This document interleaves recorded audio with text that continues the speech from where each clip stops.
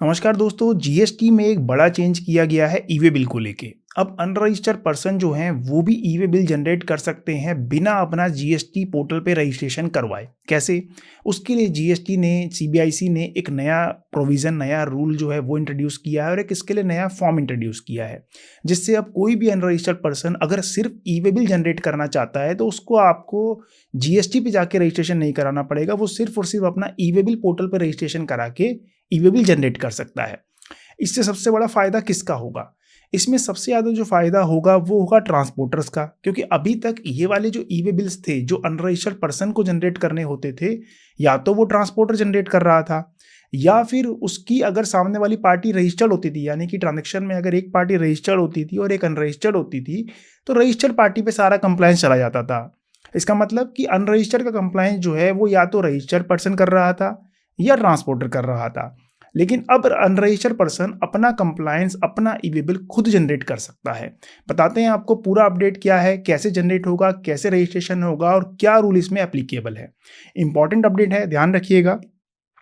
देखिए, सबसे पहले आपको एडवाइजरी पे लेके चलते हैं। एडवाइजरी जीएसटीएन की आई है कि अब एक नया फॉर्म जो है, फॉर्म नंबर ENR03, फॉर्म का नाम है ENR03 for enrolment of unregistered person in E way bill portal. देखिए, यहाँ पे जीएसटी पोर्टल नहीं है। इस फॉर्म से रजिस्ट्रेशन जो है वो कौन से पोर्टल पे होगा? सिर्फ और सिर्फ ई वे बिल पोर्टल पे। वहाँ पे जाके आप अपना रजिस्ट्रेशन करवा लेंगे। अभी मैं बताऊंगा कि कैसे रजिस्ट्रेशन होगा। देन उसके बाद आप अपना ई वे बिल जो है वो जनरेट कर सकते हैं। अब इसमें कौन जनरेट करेगा? देखिए, अनरजिस्टर्ड पर्सन, आपके मन में सवाल आ रहा होगा कि अगर पर्सन अनरजिस्टर्ड है तो वो ई वे बिल जनरेट ही क्यों करेगा? देखिए दोस्तों, यहाँ पे दो रूल एप्लीकेबल होते हैं। मैं आपको पहले रूल्स दिखाता हूँ कि कोई किस किस लोगों पे ये रूल जो है, ये फॉर्म जो है एप्लीकेबल है। सबसे पहले एडवाइजरी में लिखा हुआ है कि new feature has been introduce in the e way bill system to facilitate the enrolment of unregistered dealers with effect from 11/2/2025। 11/2/2025 क्यों? क्योंकि नोटिफिकेशन की जो इफेक्टिव डेट थी फॉर्म की ENR03 की, वो 11 फरवरी 2025 है। ये किस नोटिफिकेशन में आया था अमेंडमेंट? ये आया था नोटिफिकेशन नंबर 12/2024। फॉर्म ENR3 आया था। अब देखिए, ये रेलेवेंट प्रोविज़न है दोस्तों कि यहाँ पे किसको ये फॉर्म भरना है, किसके लिए मैंडेटरी है और किसके लिए ऑप्शनल है। सबसे पहले जो नोटिफिकेशन आई थी वो आई थी नोटिफिकेशन नंबर 12/2024। मैं पहले यहाँ आपको प्रोविजंस बता रहा हूँ। रजिस्ट्रेशन कराना तो सिंपल क्लरिकल काम है, कोई भी रजिस्ट्रेशन करवा लेगा। सबसे पहले आपको ये पता होना चाहिए कि रजिस्ट्रेशन करवाना भी है या नहीं करवाना और किसे करवाना है। तो नोटिफिकेशन नंबर 12/2024 आई थी। उसमें एक प्रोवाइजो इंसर्ट की गई थी। प्रोवाइजो किसकी थी? वो रूल 138(3) फोर्थ प्रोवाइजो, रूल 138 सब रूल 3 फोर्थ प्रोवाइजो जो है वो इंसर्ट की गई थी इस नोटिफिकेशन के थ्रू। नोटिफिकेशन नंबर 12/2024 जो कि आई थी 10 जुलाई 2024 को। अच्छा, ये नोटिफिकेशन अगर 10 जुलाई 2024 को आई थी तो ये चेंज जो है वो इफेक्टिव 11 फरवरी से क्यों है? मैंने अभी ये ऊपर आपको बताया कि चेंज कब से इफेक्टिव है, 11 फरवरी 2025 से। नोटिफिकेशन भले ही 10 जुलाई को आई थी, अमेंडमेंट भी 10 जुलाई को आ गई थी, लेकिन उस नोटिफिकेशन में लिखा हुआ था कि इसको डेफर किया जा रहा है और इसको जब भी इंप्लीमेंट किया जाएगा जब एक फर्दर नोटिफिकेशन के थ्रू इसकी इफेक्टिव डेट नोटिफाई की जाएगी। तो ये जो नोटिफाई की गई है डेट इसकी इफेक्टिव, वो की गई है नोटिफिकेशन नंबर 9/2025 डेटेड 11 फरवरी 2025। इसीलिए ये जो चेंज इफेक्टिव है वो है 11 फरवरी 2025 से, ना कि 10 जुलाई 2024 से। अब ये प्रोवाइजो जो आई थी रूल 138(3) की, ये क्या थी? प्रोवाइजो एक बार आपको पढ़ के बता देता हूं।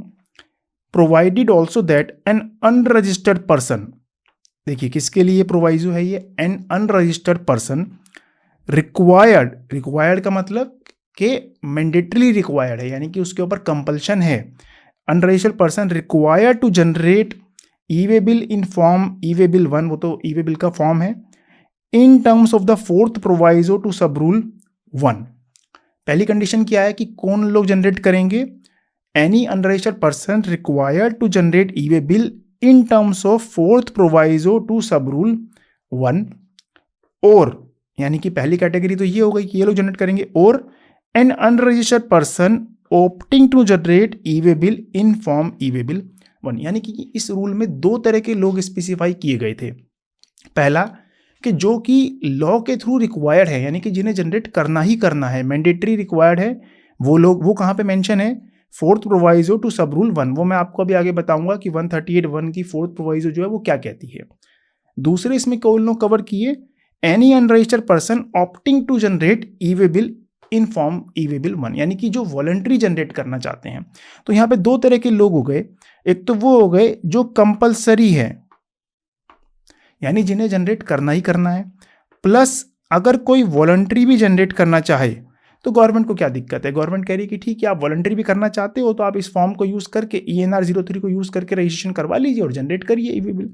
तो यहाँ पे दोनों तरह के लोगों के लिए जो है वो रूल एप्लीकेबल कर दिया गया कि वॉलंटरी करवा रहे हो तो भी ठीक है, मैंडेटरी है आपको तो भी ठीक है। वॉलंटरी की कोई डेफिनेशन नहीं है कि जो भी पर्सन कराना चाहे वो करवा सकता है। अब रिक्वायर किसके लिए है, मैं आपको बीच में लेके जा रहा हूँ दूसरे वाले रूल पे कि जिसमें लिखा हुआ है कि किस किस लोगों को मैंडेटरी रिक्वायर्ड है। रूल 138(1) फोर्थ प्रोवाइजो, ये वाली प्रोवाइजो क्या कहती है कि किसको जरूरत है कराने की, provided also that where handicraft goods are transported from one state or union territory to another state or union territory by a person who has been exempted from the requirement of obtaining registration under clause 1 and clause 2 of section 24। यानी कि यहाँ पे किन लोगों के लिए mandatory requirement है कि जो लोग हैंडीक्राफ्ट गुड्स में डील कर रहे हैं और इंटर स्टेट माल बेच रहे हैं जो कि एग्जेम्प्टेड है, क्योंकि हैंडीक्राफ्ट गुड्स की आपको पता होगा दोस्तों जीएसटी रजिस्ट्रेशन जो है वो स्पेशल नोटिफिकेशन के थ्रू एग्जेम्प्टेड है। नोटिफिकेशन नंबर 56/2018 जो है उसमें एग्जेम्प्टेड है, तो उनको क्लॉज सेक्शन 24 क्लॉज 1 एंड 2 में रजिस्ट्रेशन करवाना रिक्वायर्ड नहीं होता, लेकिन उनको ई वे बिल बनाना रिक्वायर्ड होता है। ई वे बिल बनाएंगे, रजिस्ट्रेशन नहीं करवाएंगे, तो वो लोग अपना यहाँ पे ENR 03 भर के रजिस्ट्रेशन करवा सकते हैं। और दूसरा मैंने बताया कि वॉलंटरी अगर कोई करना चाहे तो कर सकता है।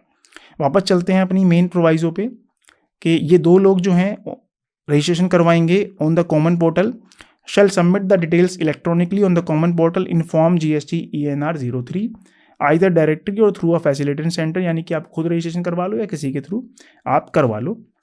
And upon validation of the details you can generate e way bill after getting the enrolment number, यानी कि जब आप रजिस्ट्रेशन करवाएंगे तो आपको GST नंबर के जैसा ही एक यूनिक एनरोलमेंट नंबर मिलेगा जो आपके GST नंबर की तरह ही होगा, लेकिन वो सिर्फ और सिर्फ ई वे बिल के लिए ही आपका काम आएगा।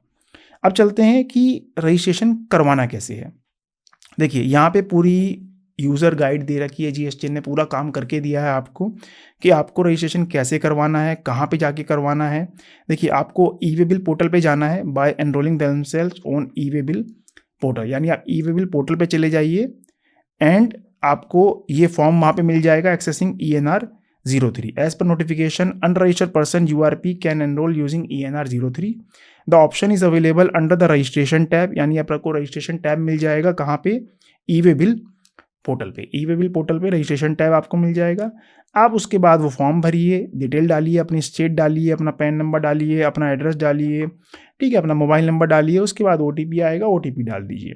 देन आप अपना यूज़र नेम सिलेक्ट करिए, पासवर्ड सिलेक्ट करिए, ठीक है। सक्सेसफुल सबमिशन जब आप कर देंगे देन एक 15 कैरेक्टर की एनरोलमेंट ID जो है वो आपको जनरेट करके हैंड टू हैंड मिल जाएगी। ये आईडी आप डिसाइड नहीं कर सकते, आईडी ऑटोमेटिक सिस्टम जनरेट होगी, वो आपको मिल जाएगी।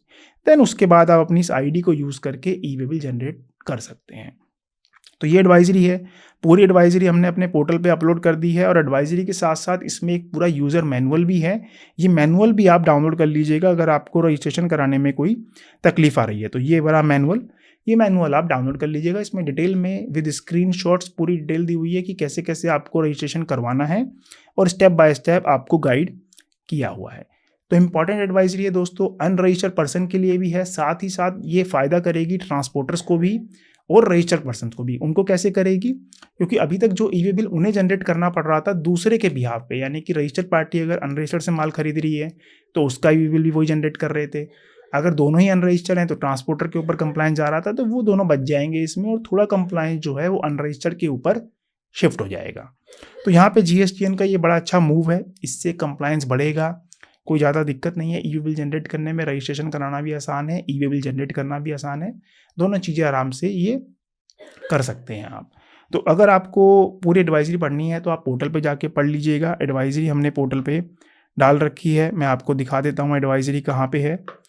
यहाँ जब आप जाएंगे न्यूज़ एंड अपडेट्स के सेक्शन में, तो आपको पूरी एडवाइजरी यहाँ पे मिल जाएगी। ठीक है, अगर आपका कोई क्वेश्चन है दोस्तों इस एडवाइजरी से रिलेटेड, आपको कोई डाउट है, तो आप हमें कमेंट बॉक्स में कमेंट कर सकते हैं, हम उसका जवाब देने की पूरी कोशिश करेंगे। धन्यवाद।